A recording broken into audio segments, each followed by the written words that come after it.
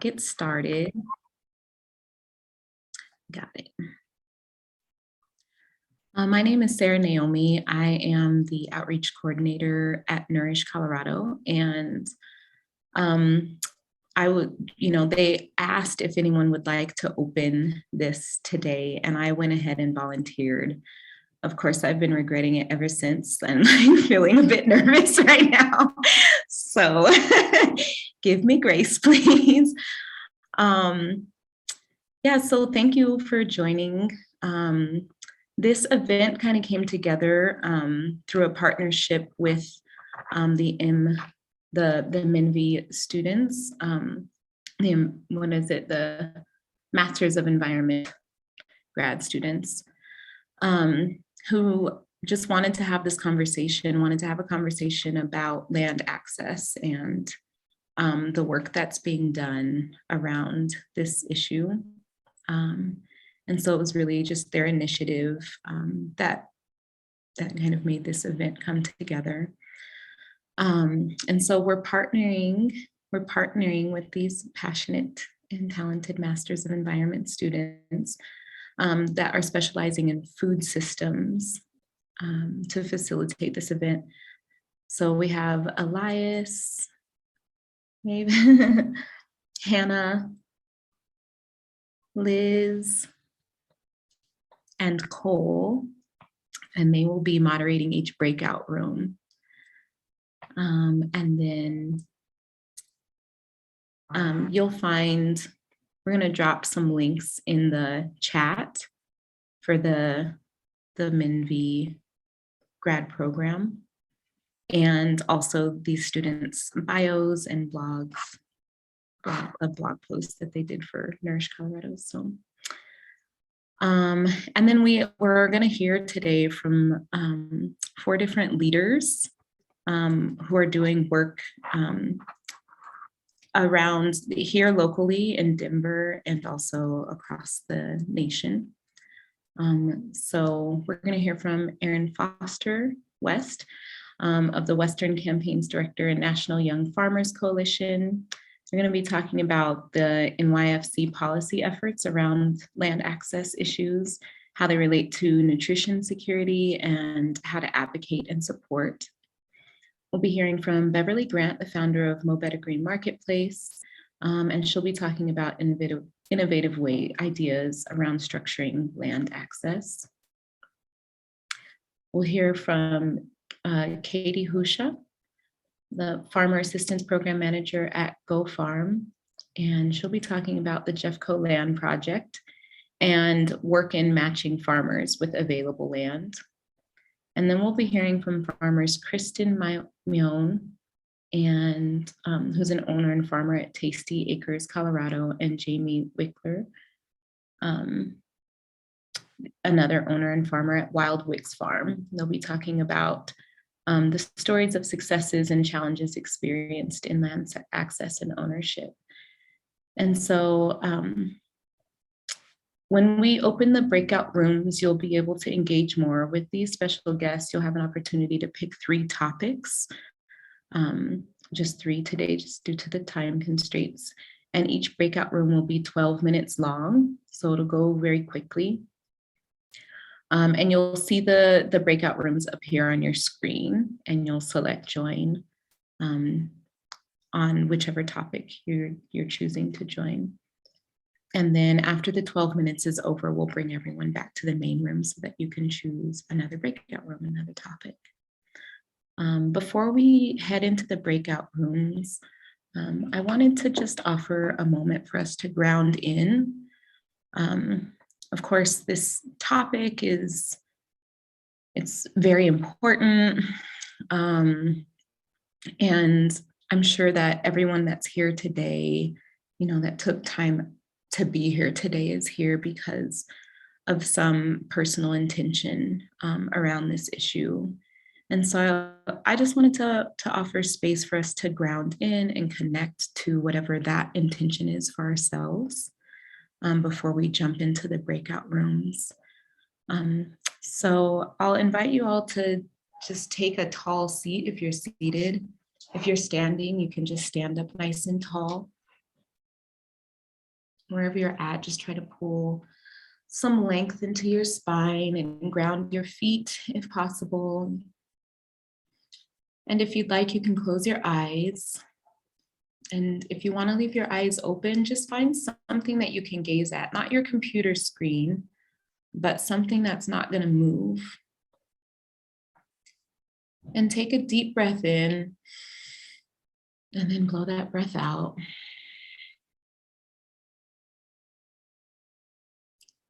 Just take a moment to think about what land access means to you. What does it mean to have access to land that you can cultivate? Understand like what privileges come with having access to land that you're able to cultivate. And thinking about the why. What does having that access allow you to do? What is your relationship to the land that you're currently on?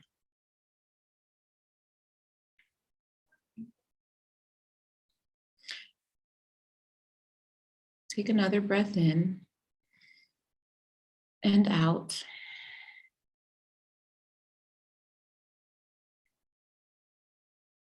And just think about whittling down what you think your relationship to land is, or what you feel it affords you or gives you access to one word. So there may be many, many words that come to mind, and just whittle it down to one. For me, the word is healing. Having access to land that I can cultivate affords me an opportunity to heal. So find your one word. Take a deep breath in. Slowly exhale.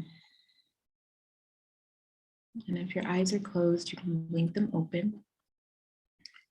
And then if you'd like, you can go ahead and put your one word into the chat. And this is sort of how we'll bring our voices into this space, our experiences.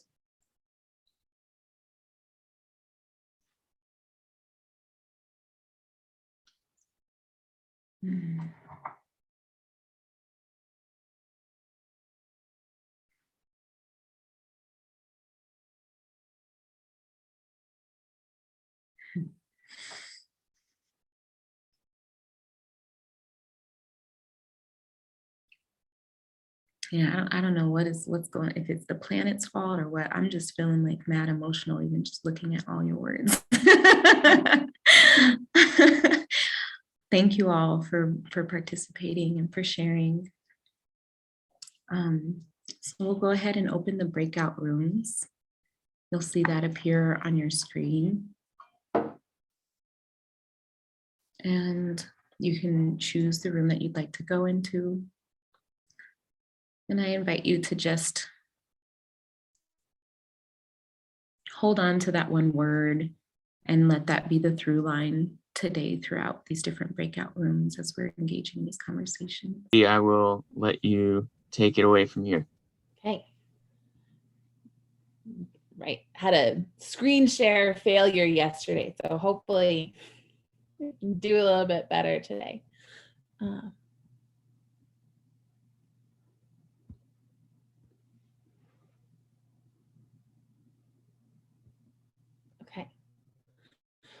Well, hi, everyone. Thanks for joining us this morning. My name is Katie Husha, and I am the Farmer Assistance Program Manager for Go Farm. And so my primary role is managing our incubator program and supporting beginning and aspiring farmers. And so obviously, land access is a really significant component on which we build all of that education and work for our farmers. So we're going to be talking about the Jeffco Land Access Project, and this is a collaboration between Go Farm, Jefferson Conservation District, and Jeffco Public Health. in which we are seeking to actively help farmers find land in Jefferson County.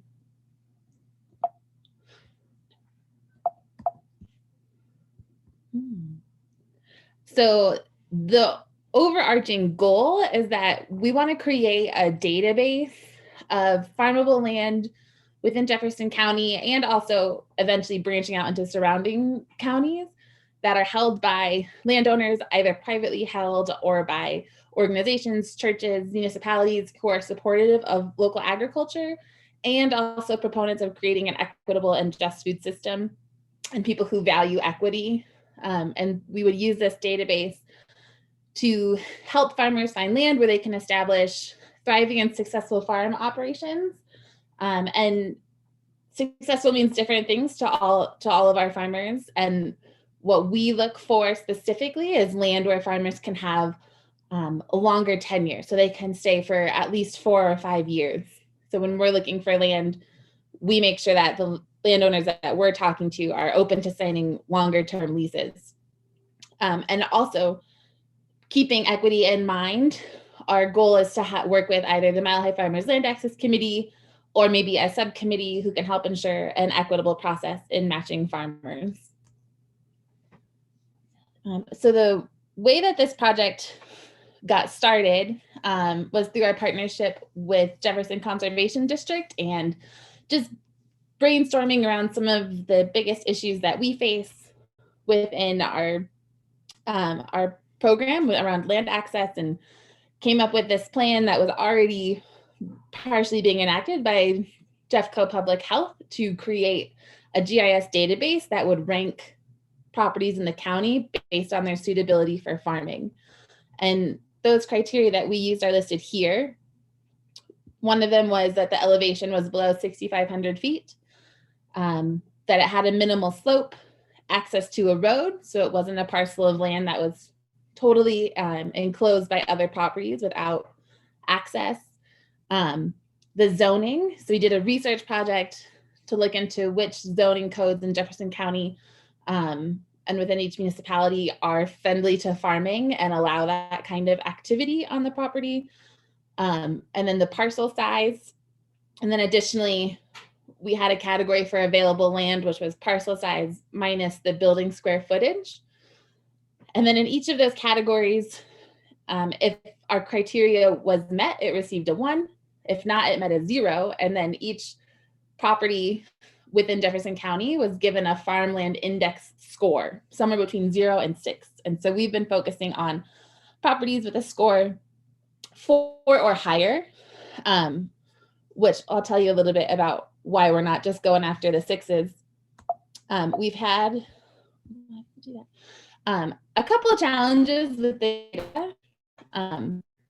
The GIS data has really helped us hone in on specific properties and identify potential farmland, but some of the limitations are significant. One of the major limitations is that we weren't able to collect water data, partially because within Jefferson County, there's like more than 30 water districts. People have wells, not all of them are permitted. And so just the cost to do that work would have been really unrealistic. So within our GIS database, we don't have any information on water, which obviously whether or not a site has water really makes or breaks whether or not it is actually farmable land. Another limitation is the way that slope was calculated. The slope category automatically gives every property under an acre in size a 0, just from the way that it was calculated. But a lot of smaller properties are the ones that we actually have the most success with. So we've sort of ignored that category, and then we do site visits and sort of take note on if we think slope is going to be an issue. And a third issue that is an issue with all GIS data is that it becomes stale after a period of time. So our data is, I think, a little over a year old now, and land is constantly being sold and transferred. And so our information on ownership and mailing addresses will probably start to become incorrect shortly. I'm going to just take a pause for a second and see if anyone has questions or if there are questions in the chat. No questions in the chat yet. Cool. Okay. So what we've also are striving to do is to really actively seek out these properties. And so we've used this GIS data to send out letters to people who hold land, who have a high ranking in our farmland index. And we go through all the data and then we pull it up on Google Maps and get sort of a visual look at what the land is to see if it really is something that we think could be suitable for farming. And then we send them letters. And we haven't had a ton of success. Our first round of letters, we sent out 100 letters to landowners, and we hand addressed all of them because we thought that maybe that would make people more likely to open the letter if they saw that someone had written their address on it. But we only heard back from 2 people. So we decided to sort of reevaluate our letters, what they said, what they looked like, printed them in color with a little more information. We also created an information packet that they could access on our website, and the QR code on the letter so they could easily access it, so they can learn more about what this project is without having to reach out to us in case the issue is that they just didn't know who we were and didn't want to put effort into looking into it, making it a little bit more accessible. So then we sent out 300 letters back in, I think it was in May of this year. And we heard back from 13 people. So it's a better percentage, but it's still not very good. And we do actually seem to get a little more traction from people who hear about us directly from friends and neighbors, or who have some other affiliation with Go Farm, rather than people who receive our letters. So the cold calling hasn't been super successful. And the only data we have to do this outreach are mailing addresses. So even if we wanted to call people, we couldn't. We don't have that information. So we plan on sending some follow-up postcards that just have nice pictures of what farms can look like, and see if maybe we can get some of those folks who haven't responded to get back to us. And I will say, actually, in the past week, we've had 3 additional people fill out our interest form, which is a lot of action for us to get in a week in this project. So we've had a lot of struggles with it, and the results with our large letter sending campaigns have been a little bit disappointing, but we have also had a lot of successes. In total, we've placed 9 farmers on farmland.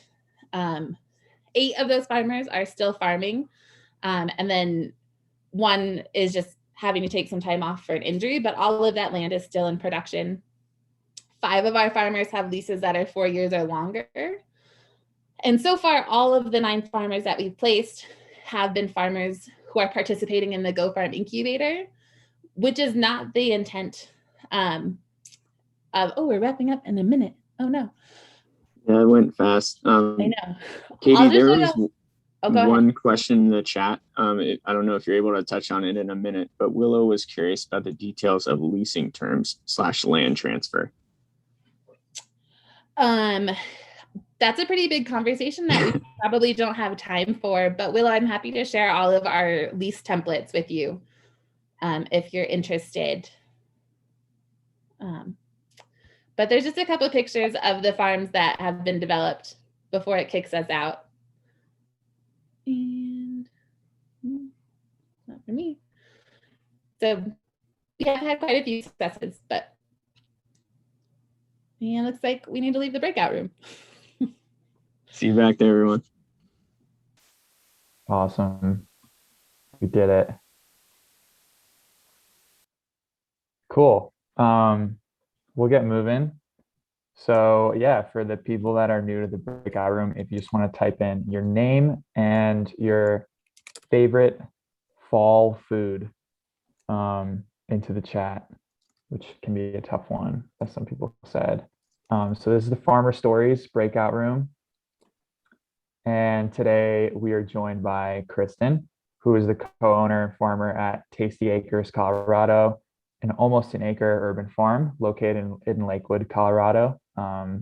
She and her husband currently rent the house and land where they live and farm, and they face a lot of challenges to finding suitable land in the metro area.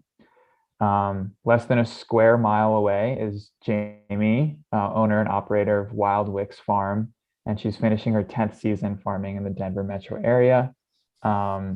She started her own operation 6 seasons ago. So we can start with challenges for both of you, and we can start with Kristen. The decision around sort of starting business, buying property, renting property, how'd that go for you? Yeah, thanks, Elias. So, my husband Sean and I had enough money to either start a business or buy a property. So we decided we would start a business, which means we rent the land that we live and farm on in Lakewood. So we decided to go this route. The biggest challenge for us is that not being the owners of the property where we live and farm, we are in many ways, limited by what the owners will agree or not agree to here. Our biggest setback along the way was that we moved to one place and started operations and realized pretty quickly that that location wasn't going to work out. And we had to stop everything we were doing, look for a new place to live and farm, and set up everything to do it all again.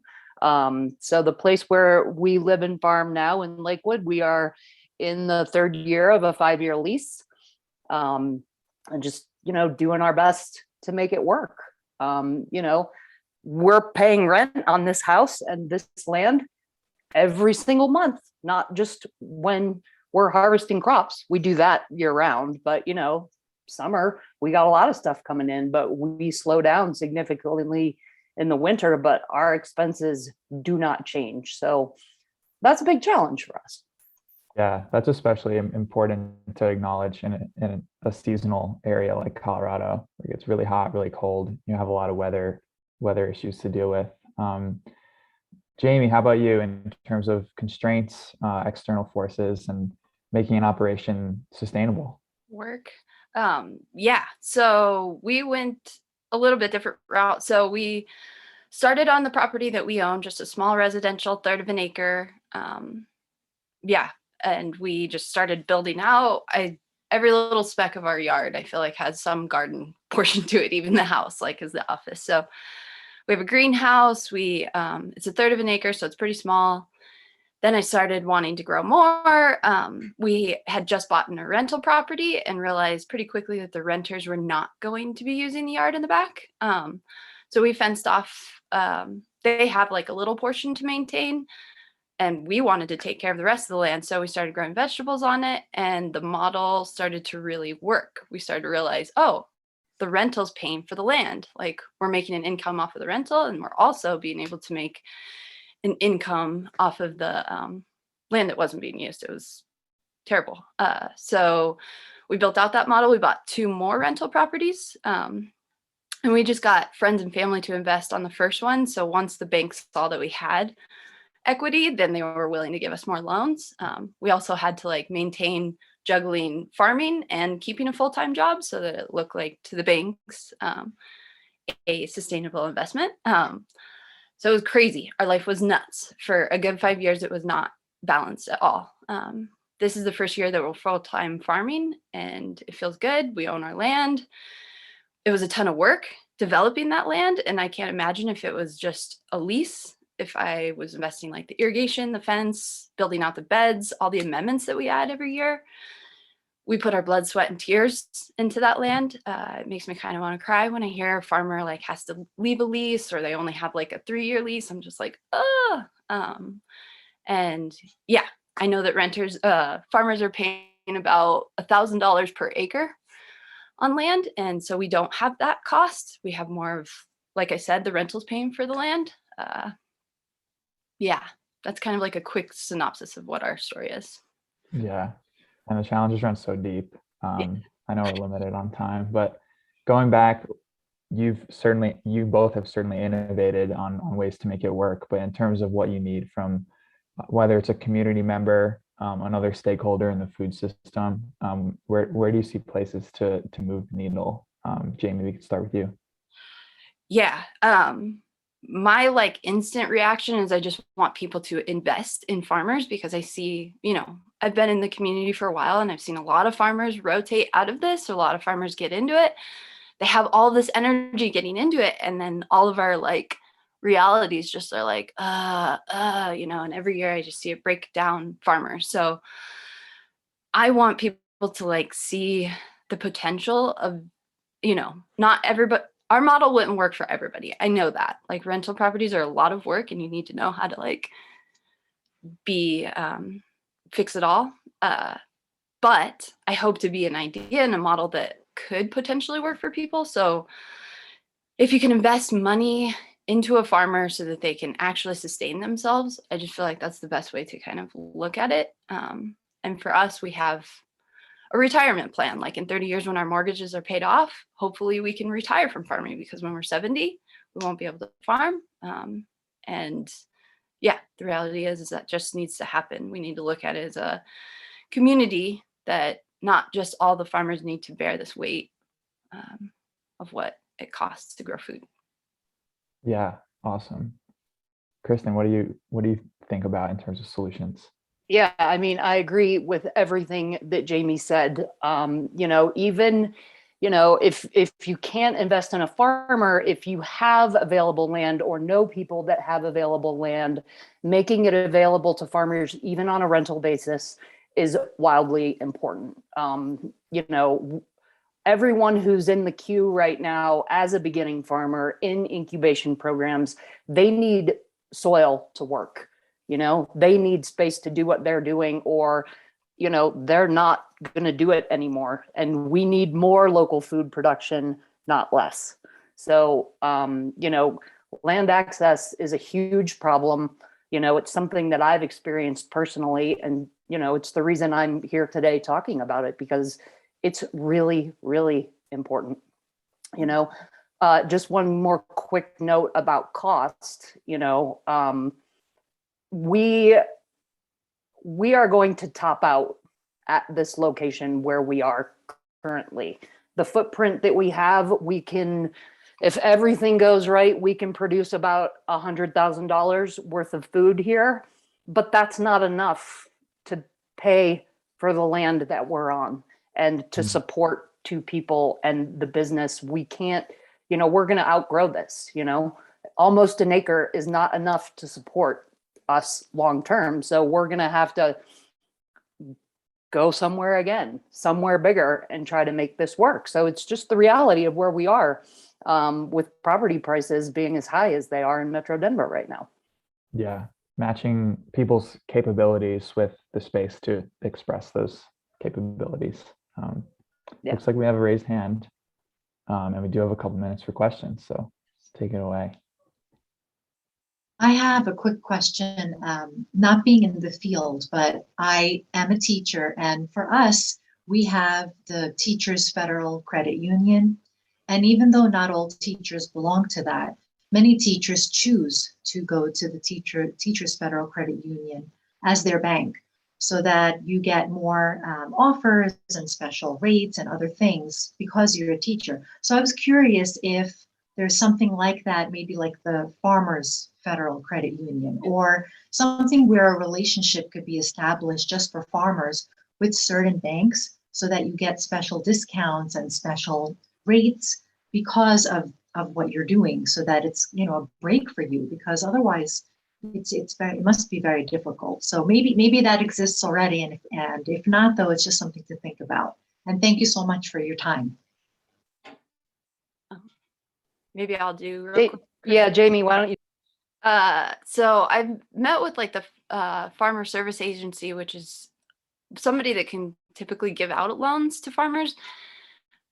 We're funny. Like urban farmers are just completely different from what they're used to. They're used to like the really big conventional farms that are on the outskirts looking for acres and acres. And when they see our stories, sometimes we get laughed at, to be honest. And it really hurts to like not even be looked at as like a commercial farmer sometimes, but we're like selling vegetables like Kristen said she was making $100,000. You know, she's trying to build this business. We make 30,000 profit off of our half acre. If these numbers like help you guys just on what we're looking at. And I mean, we work 80-hour weeks during the summer. Like, it's just nuts how hard we work. We have, you know, a little bit of a break in the winter time, but yeah, it would be nice to be treated a little more seriously. I would look more like at slow money organizations. They seem a little bit more apt to look at what we're building as like a sustainable community outreach, the urban thing.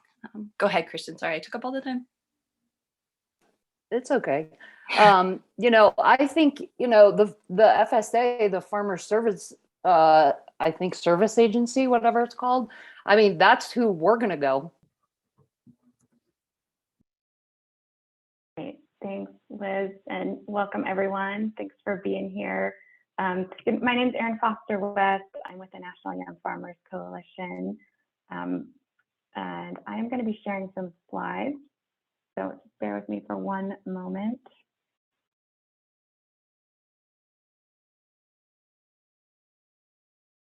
All right, can you see those slides? Give me a thumbs up. Okay, great. Thank you.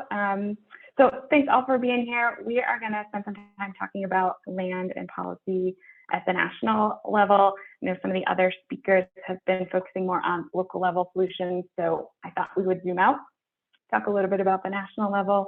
It's going to be a very broad overview since we don't have much time, but we'll be sharing some resources in the chat if you want to dive in a little bit deeper to some of these topics. And I think first, before we start this conversation, it's important to ground this conversation about land by acknowledging that the construct of land ownership has been deployed to dispossess Indigenous people of their land for centuries and is tied to ongoing discrimination against Black, Indigenous, and people of color. And the result has been an immense inequality in land ownership. We're going to look at that in a little bit, but just think it's important to start this conversation with that understanding. And also want to tell you a little bit about National Young Farmers. We are a national grassroots organization working with young and beginning farmers and ranchers across the country. We work on organizing, we have local chapters, we have 3 here in Colorado, and engage in policy advocacy. And land access for beginning farmers has been one of our longstanding priorities, and we worked on that at the state, federal, and local levels. So I think first, it's important to understand a little bit about what land looks like in the US. Stats are really important to help us sort of paint the picture and make a case for advocacy. So we've got a lot of farmland in the United States, although we are losing it every day, but it's also worth a lot of money. So if we look a little bit closer at Colorado, we also have a lot of farmland in Colorado. Our farm size is about double, the average farm size is about double the farm size in most other states because we have more ranching here and ranches are bigger than farms. We also have a lot of value in our agricultural land and buildings. And our land is very expensive here. So a little over $2,000 is per acre, the average value for cropland. That doubles if it's irrigated cropland. It's very hard to grow crops here without water, but that also makes it very expensive. So if we look at a little over $5,000 an acre for irrigated land, and even if you're starting a very small farm, you may need to start with about 10 acres. So we're talking $50,000 just to get a small farm started. So just those prices are one thing that keeps young farmers out of land ownership. But I think it's also really important to look at who owns land, because this has implications on who farmers are and the resources that they receive. You can see here about 90% of all farmland is owned by white landowners. Not all landowners are farmers, but that's still predominantly white. 95% of farmers are white. It looks similar if we look at gender. 86% of farmers, that's supposed to say are male. Sorry, my slides are missing a word there. And 62% of non-farming landowners are male. So disproportionately in the hands of white and male landowners. But land ownership hasn't always looked this way, and it's really been shaped by our policy. So let's take a little look at those policies. These have directly related to that picture of land ownership that we looked at through the Indian Removal Act, through the Homestead Act. We have alien land laws, which limited the ability of Asian immigrants and Asian Americans from owning land or having long-term leases. Redlining kept capital and the tools to acquire land out of the hands of people of color. And land, as I think I mentioned earlier, land can be used as collateral to buy more land. The land is accumulated by those that already have it. And we see that as the size of farms has continued to increase over time. So after people of color have been locked out of land ownership through these laws and through others that aren't listed on here, they're really locked out of that ability to purchase land and can't compete with other farmers that already have those resources and that land with capital. So that was a very quick overview, a little bit of a simplification, but we have more details in this land policy report that we published about a year ago. It's got more details on these issues that we've talked about. It's got some farmer stories and some policy solutions that we think could help. So take a look at that resource. It's on our website, and Liz has the link for you in the chat there. But I do want to spend a little bit of time talking about some of the policies that are in the report and some of the policies that National Young Farmers Coalition has worked on. How much time do I have, Liz? You got like 5 minutes and 20 seconds. Okay, cool. Thank you. I'll go over this very quickly and then we'll have some time for questions. So here's a few examples of some policies that we're working on. The Justice for Black Farmers Act that has been introduced in Congress. This would enact policies to end discrimination at the U.S. Department of Agriculture. It would provide some land grants to Black farmers to help restore that land base that has been lost by Black farmers. There's also the Farm Service Agency, or FSA, debt forgiveness. This was authorized in the last coronavirus relief package, and it would forgive the debt of farmers of color from their loans that have come from the U.S. Department of Agriculture. So this was authorized in that coronavirus relief package, but white farmers have sued, saying that this is discrimination, and a federal judge has put an injunction on it. So that is likely going to be tied up in courts for years, so we don't anticipate that relief is coming anytime soon, although we're working with organizations that are working on this litigation. And then the last thing I want to talk about is the Farm Bill. The Farm Bill is a major piece of legislation that addresses our farm and food programs. It is going to be reauthorized in 2023. Yep, that's right. So it's coming up in the next couple of years. This is a huge opportunity to address land access and agricultural land for young farmers and BIPOC farmers. So some solutions that we'd like to see in the Farm Bill would be funding land conservation. So we keep land in agriculture and prioritizing programs that keep that land in the hands of farmers and address land affordability. We'd also like to see more funding for equitable land access programs. Those are programs like the Beginning Farmer and Rancher Development Program and outreach and assistance to farmers of color. We'd like to see more funding for those programs to address equity in land access. And then last, we'd like to see more investment in recurring data collection, research and reporting on land ownership and land transition, so we have more regular data. USDA doesn't do a lot of research in this area. Their last comprehensive report was in 2014, so it's a bit old now, and there's really limited data in the other surveys and censuses that the USDA does. We'd like to see more funding in that research so we know who owns land and how it's being transitioned. So if you're interested and you want to get involved, here's some ways that you can advocate. There's a lot of options on here. And right now we're really focusing on the Farm Bill. Like I said, it's expiring in 2023. It gets rewritten every 5 years. So next year there's going to be a lot of debate and rewriting of the Farm Bill. So it's a good time to talk to your members of Congress about this. Senator Bennett is on the Agriculture Committee in the Senate and is a senior member. So he has a lot of influence over what ends up in the Farm Bill. So he's a great person to reach out to his staff and let them know that you want to support land access for beginning farmers and farmers of color. And I will stop there, and we've got 2 minutes for questions. Do you have any questions in the chat? I wasn't seeing any in the chat, so if anybody wants to come off mute or if they feel more comfortable with the chat as well, feel free to engage in that way. Tom has a question in there. Yeah, and I'll clarify a little bit. I mean, what I was thinking of sort of is mentor kind of relationships, and can we connect young farmers with former farmers who have learned all those hard lessons, but still have an interest. So. Yeah, there are some programs that are doing it.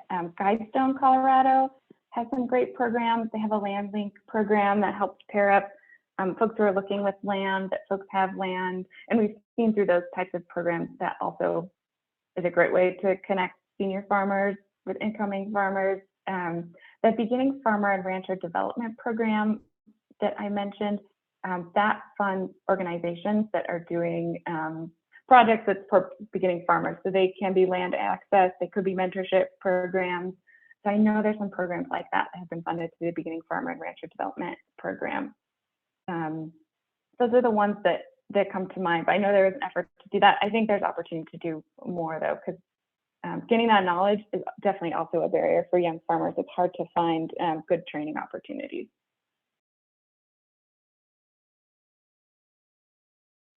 Any other questions?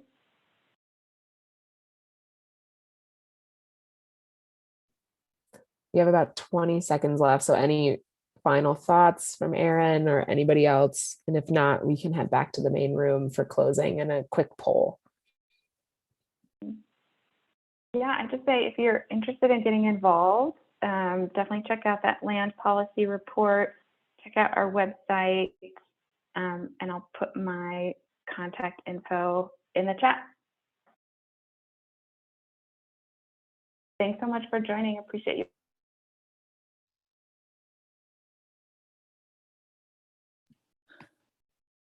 Hey, did it work? Welcome back, everyone. Are we all, it looks like we're here. I see 3 screens. It worked. Yay. My name is Wendy. I also work at Nourish Colorado. Thank you to my coworker, Sarah Naomi, for kicking us off and grounding us and starting this conversation today. Thank you, Amber, for again being the Montgomery Scott of the Starship Enterprise and getting us all where we need to go and bringing us back in one piece. And to all the students who are on the line and to all the presenters that spent all that time just now in the breakout rooms, thank you so, so much for sharing all of your time and your wisdom and your insight, being here. I know we couldn't all go to all of them. Maybe next time we'll make this like 90 minutes. Those were really incredible, even though they're brief conversations. So thanks to each and every one of you for being here and sharing your time and yourselves with us. So I'm just going to do a couple quick things. Hopefully in 5 minutes, we want to do a quick poll with you all. So Amber's going to pull up a poll. We just want to ask a few different questions of you. One, to just get some feedback on sort of what your key takeaways from this time together, and then also just get some feedback on sort of the structure. This was a new kind of structure for us, so we were trying it out. We want to know how it went. So the poll is now open. Please, if it's not working, chatting questions, Amber is tracking questions in the poll. You should see a poll in front of you with a few questions. If I remember correctly, you have to answer each and every question. So scroll all the way down before you can submit your responses. So one at a time, but I'll walk through them. So just really quickly, we just want to get a sense of like who's on the line and where you're calling in from. So let us know where you're zooming in from today is the first question. Hopefully that's pretty straightforward. And then scroll in. And obviously, if you are not on a computer, I should have mentioned this, please go ahead and just chat in. Let us know maybe what question you're answering if it's not obvious. And feel free to chat in your response if you're joining via phone today only. So scrolling down, the next question is, on a scale of 1 to 5, 1 representing like extensive, deep knowledge and experience, right? And 5 being like maybe little to none. How would you rate your own level of awareness and engagement with land access issues? This is prior to participating in today's call. So how would you rate your own level of awareness and engagement with land access issues in Colorado before today's call? off the cuff answers are totally fine. So before a call, rate your knowledge and awareness. And the next question is on a scale of 1 to 5, again, 1 representing sort of extensive, deep knowledge and experience, 5 is little to none. Rate your level of awareness and engagement with land access issues after participating in today's discussion. We just want a little barometer here on where we kind of move the dial or not. So, and please obviously be honest, this is helpful feedback. So hopefully those are pretty straightforward. Please take your time. I'm going to keep on rolling through the questions to explain them. The 4th question is, what is a key takeaway from today's discussions that you would or likely to share with others? So just thinking about what are maybe nuggets that like stick in your mind and you hold on to, and like, oh, I want to talk about that tonight while I'm making dinner with my roommate or my partner, whomever. So again, hopefully this is clear, but the options are key data and information that I learned about barriers to land access. Another option is ways we can all take action to increase equitable access to land for food production. Another option is I learned about some of the history of land access issues in Colorado. Another option is information and resources about organizations working on this issue or other, chat them in. So if there's something else, like just a nugget that's like sticking with you, please go ahead and chat it in. If there's something else that you're holding on to, that you're like, I am definitely going to share this. This is like heavy on my heart and my mind, and I want to talk about it. Please chat that in. We do want to hear about that. And then the next question is, on a scale of 1 to 5, again, with 1 representing very strong engagement, how engaged were you able to be with today's discussion structure with our small groups in and out? And then the 6th question is on a scale of 1 to 5, with 1 representing clarity and ease, right? How clear was the structure and format of today's discussion? So again, we're just trying to get a sense of like, was it clear what you're supposed to do and how it was working? And the earlier question was like, did this structure actually help you be more, like engaged in the process? So I'm going to leave that open for a few more minutes. Just to make sure like people can come in. I know we have like 1 minute left, but I do want to share a few quick resources that Amber, I think, is going to be chatting in links when I say them out loud. So don't worry, you're going to have links coming at you. But just a couple quick things in the last minute here. I would be remiss if I didn't mention that tomorrow night, National Young Farmers Coalition, Aaron is on the line here with us, is hosting a land advocacy workshop specific for Coloradans. So Amber will chat in the registration form. Yes, tomorrow evening from 6 to 8 p.m. Also want to mention that please track the Colorado Comeback Agriculture Stimulus Funds. Right now, the farm to market infrastructure grants are open. Amber's going to chat in the link to where you track all of this information. Colorado Comeback Ag Stimulus Funds. The farm to market infrastructure grants are available for farmers and ranchers and processors. Those are grants up to $15,000. These are pandemic sort of response grants. This is all stimulus funds. Also really, really important to track is the lending program that's going to be coming. So we've included chats there as well, links there to track. And on the main website, once they launch anything around the ag lending program, that will be there as well. The lending program is meant to address gaps. There's lots of gaps around like working with FSA and the USDA and not being eligible for a lot of loans, right? And this lending program from CDA is actually really supposed to address some of those gaps for like what they would maybe term higher risk and higher risk to be lent to. Sorry, I know we're time and I'm trying to hurry. So a couple other things too. Colorado Land Link is hosting a land access workshop through the Beginning Farmer and Rancher Development Program on October 28th in Lakewood. So we will follow up with some information on that. October 28th in Lakewood is a Colorado Land Link workshop. And then just really quickly, Amber's chatting in a few more links. Just about us as Nourish Colorado. If you want to know more about who the heck we are, obviously you can go to our website. And we'll also chat in a link to sign up for our newsletter where we often share information about like events like this that we may hold so you know how to register for them. And then the last thing Amber's going to chat in is the Food Bill Action Team. So every other week for 30 minutes, Wednesdays at noon, we convene the Food Bill Action Team, and it's really to talk about what's kind of really what's really humming right now at the state, but often the federal level around food and farm policy and how we can all be involved and engaged. Whew. 1 minute over, that was a little late. Hopefully you all see, I'm gonna stop sharing the poll. There's a bunch of links in there for you. We will also send an email out to all of y'all and all registrants with all the links that we shared and the recording. So no worries if you didn't get those all copied down. We will get it out. And Alex, you are welcome to leave. Food Bill Action Team was the last thing. Thanks, Alex, for your question. Food Bill Action Team, anyone can join. There's a link to register. FABAT is the Food Bill Action Team, Alex. That's, I think, your question. Whew. Thanks. Hey, Wendy, did you? Oh, sorry. Did you throw?